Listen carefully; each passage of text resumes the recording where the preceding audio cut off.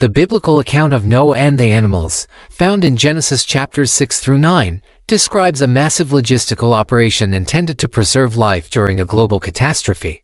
Columbus's ships were literally floating menageries. If you were a writer trying to turn a 1492 voyage into a legendary ark story, you wouldn't have to invent the animals, you would just have to exaggerate the scale. On Columbus's second voyage 1493, he didn't just bring gold seekers, he brought the tools to start a new civilization. Black History Decoded. Noah's story in the Bible is absolute hogwash, but it is based on a historical event that is much closer to our current timeline than what is believed. The details were exaggerated to the extreme for political reasons. Having and spreading information that no one else has is very powerful. The Noah story as read in the Bible, one has no choice but to conclude that those events happened long time ago, when in fact those events happened much recently. There were many Bibles in the 1500s. The Tyndale New Testament 1526, the Coverdale Bible 1535, Matthew's Bible 1537, the Great Bible 1539, and the Geneva Bible 1560. During the Renaissance, knowledge was power. The ancient authority, in the 1500s, people valued ancient wisdom above all else. If a writer could frame a contemporary event like the discovery of the Americas as a fulfillment of an ancient prophecy or retelling of an ancient story, it gave that writer immense political and religious leverage.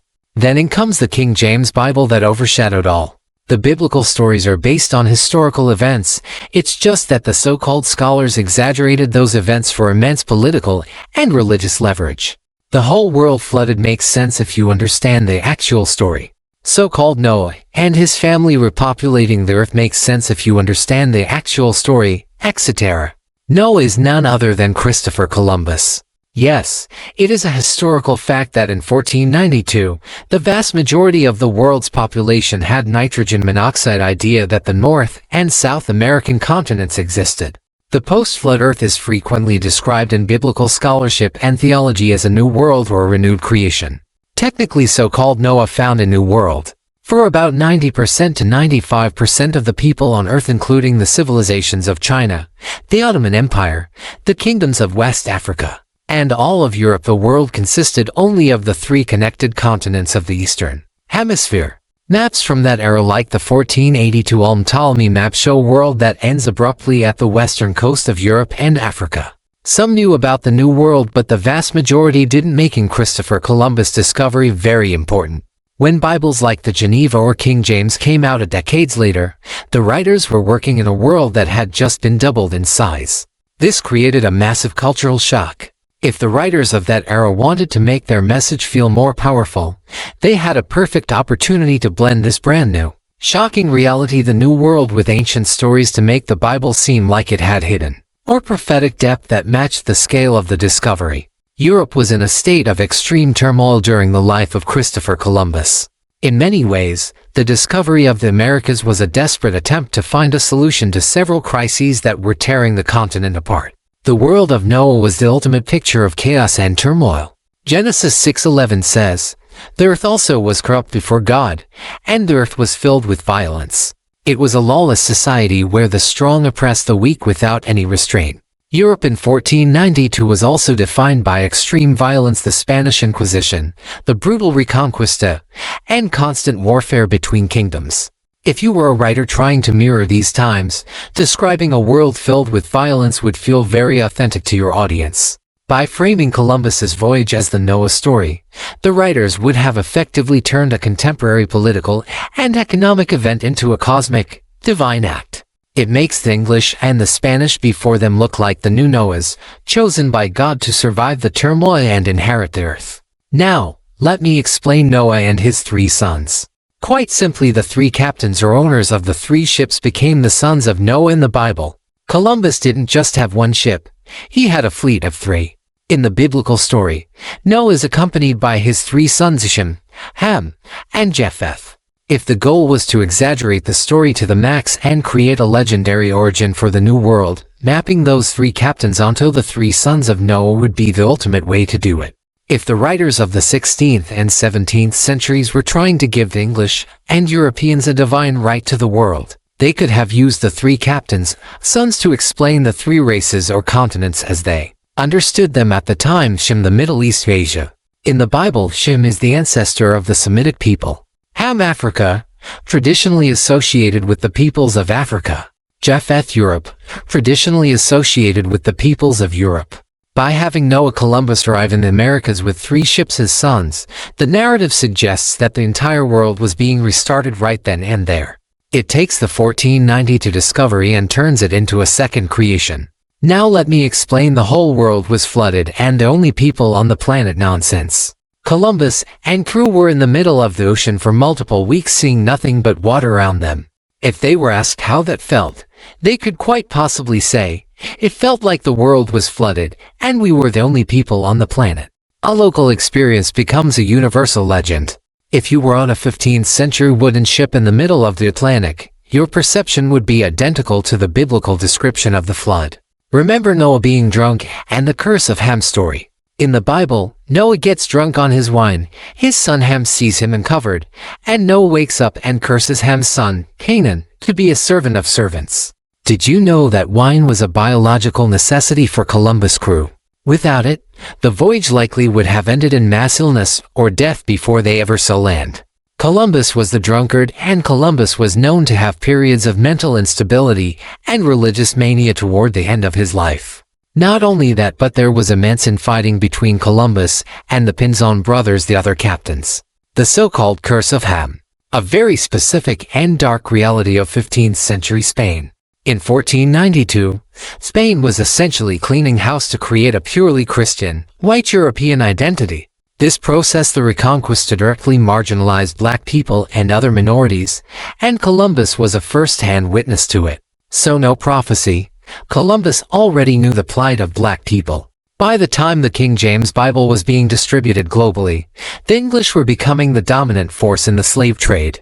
The problem: how do you justify enslaving other human beings while claiming to be a Christian nation? The information solution: you use the story of the great navigator Noah Columbus and his 3 sons, the captains of continents. By teaching the world that the Ham figure was cursed to be a servant, the English and Spanish created a religious justification for the racial hierarchy they were building in the Americas. Now, let's get to the animals on so-called Noah's Ark. The biblical account of Noah and the animals, found in Genesis chapters 6 through 9, describes a massive logistical operation intended to preserve life during a global catastrophe. Columbus's ships were literally floating menageries. If you were a writer trying to turn a 1492 voyage into a legendary ark story, you wouldn't have to invent the animals, you would just have to exaggerate the scale. On Columbus's second voyage, 1493, he didn't just bring gold seekers, he brought the tools to start a new civilization. He carried breeding pairs of animals that did not exist in the Americas: horses, cows, pigs, sheep, and goats. The logic: you don't just bring one cow, you bring a male and a female so they can multiply and fill the earth, which is exactly the command God gives Noah when he leaves the ark. The maxing in the Bible, the story says every animal in the world was on the boat. In reality, Columbus brought every animal necessary for European life to the New World. To a writer, it's a small leap to go from all the animals we need to all the animals in existence. Now let's get to so-called Noah and his family repopulating the earth. There were people already in the Americas and subsequent islands, but when Columbus came back and exposed this, other people started to investigate, and then the so-called New World started to become more populated. That cannot be denied. Columbus is responsible for that. If the goal of the writers was to make the Bible stand out with information no one else has, they took the literal repopulation of the Americas happening in the 1500s and moved the timeline back thousands of years to create the Noah legend. The biggest piece of information control in the Bible is the idea that the world was empty after the flood. The reality: the Americas were already full of people, estimated 60 million. The exaggeration: to justify taking the land, the European powers had to erase the history of the people who were already there. By spreading the Noah story via the King James Bible, they promoted the idea that the world was a blank slate and that only the descendants of the people on the ships the ark had the divine right to populate it, and Ham, the blacks, were the servants. Within 100 years of Columbus' arrival, up to 90% of the indigenous population died from European diseases, smallpox, flu, etc. The reset, To a writer in 1611, the Americas actually looked like a world that had just been through a flood. Entire civilizations had vanished, leaving empty land. The narrative. The writers could take this great dying and frame it as the Great Flood. It made the repopulation by Europeans, the sons of Noah, look like a recovery mission ordered by God, rather than a conquest. In Genesis, God's first command to Noah is to be fruitful and multiply, and replenish the earth. The Columbus link. This is exactly what the kings and queens of Europe told their explorers. They sent families and settlers, the Noah units, to establish colonies. The speed of repopulation. Between 1492 and 1611, when the KJV was published, the movement of people across the Atlantic was the largest migration the world had ever seen. The New World was being populated by a specific group of people from a specific set of ships, just like the Noah story. You see, a historical event that was massively exaggerated. So yes, the Bible is based off of historical events, but they have been hyped up to the max, effectively making it seem that only a certain nation, or I should say the Protestants, had this divine knowledge. In time I will show you various historical stories Protestants manipulated for power. If you truly understand the history of the Protestants, they set mankind back a minimum of 1,000 years. The Catholics were not perfect, but the deception of the Protestants is off the scale. That's why I love the line by Shawnee Jackson in Scream. Peek in the shadow, come into the light. You tell me I'm wrong, then you better prove you're right. You're selling out souls, but I care about mine. I've got to get stronger and I won't give up the fight. The Protestants, former Catholics, came out of the shadow, into the light, telling the Catholics were wrong. Okay, let's see what you have to offer. You better prove you are right. But wait, you're a hypocrite. You're selling out souls and I care about mine. We've got to get stronger, and we won't give up the fight. Hence, Armageddon.